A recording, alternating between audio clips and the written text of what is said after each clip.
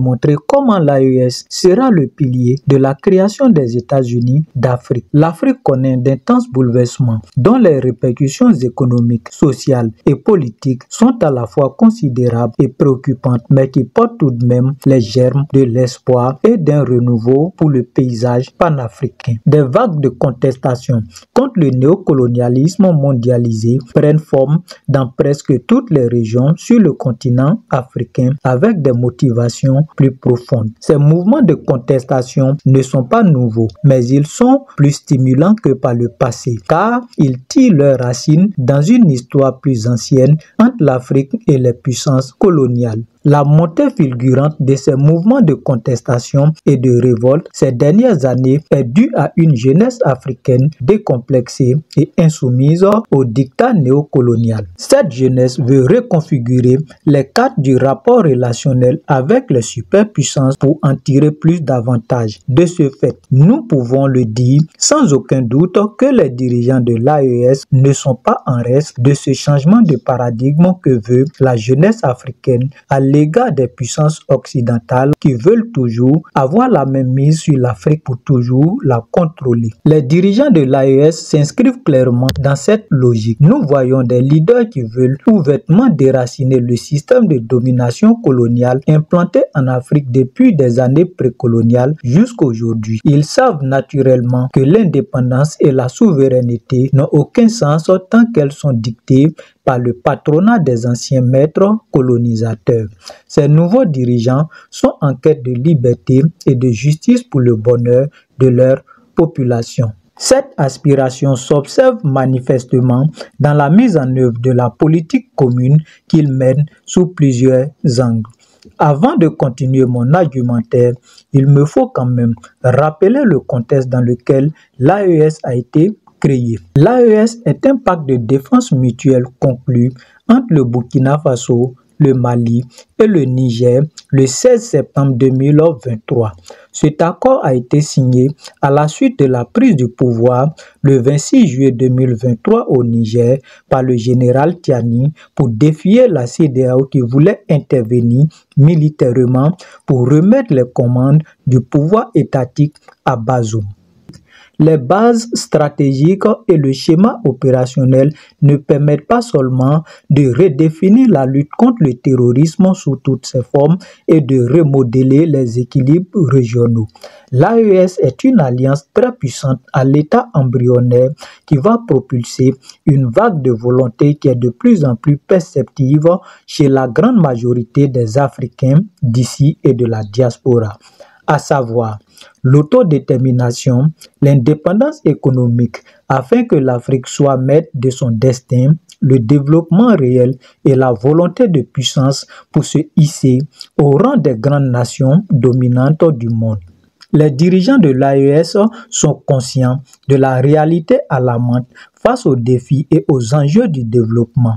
Les politiques et les changements intervenus défavorables au développement réel en Afrique ravivent le sentiment de solidarité entre les peuples africains et suscitent surtout chez les jeunes leaders des attitudes favorables à l'union et à la création des États-Unis d'Afrique. Les faits, les engagements et les discours ne sont pas anodins.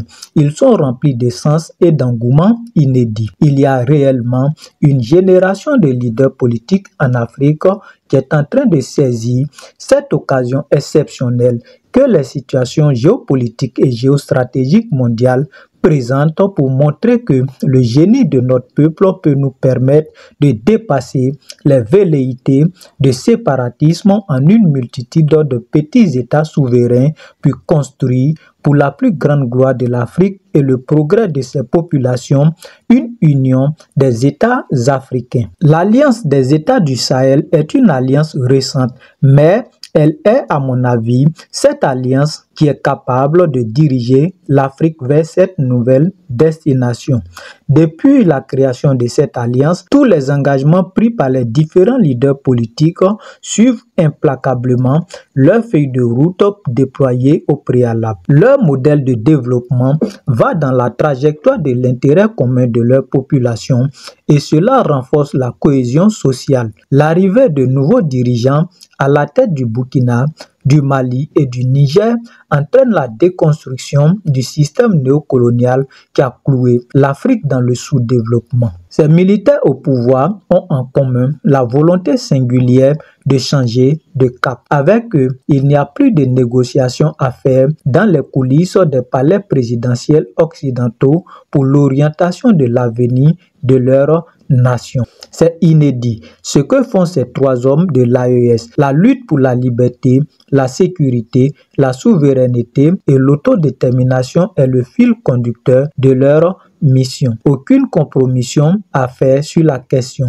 Ils avancent avec courage et détermination dans un élan patriotique avec le soutien indéfectible de leur population et de tous les Africains à travers le monde entier. La journée du 30 avril 2025 consacrée au soutien au capitaine Ibrahim Traoré est un exemple parmi tant d'autres. Ils sont sur le bon chemin et sur la bonne dynamique pour rebattre les cartes des rapports entre les superpuissances et l'Afrique en vue d'un développement harmonieux. L'arrivée de Assimi Goïta, de Ibrahim Traoré et de Abdourahmane Tiani au pouvoir est une chance inouïe pour la jeunesse africaine dans son ensemble, car leur prise de parole et de position illustre sincèrement sa volonté dans le sens où ils sont en train de sortir leur pays de la souffrance de l'insécurité qu'ils ont en commun et d'impulser une nouvelle ère de développement adaptée aux besoins et aux valeurs africaines en suivant le même objectif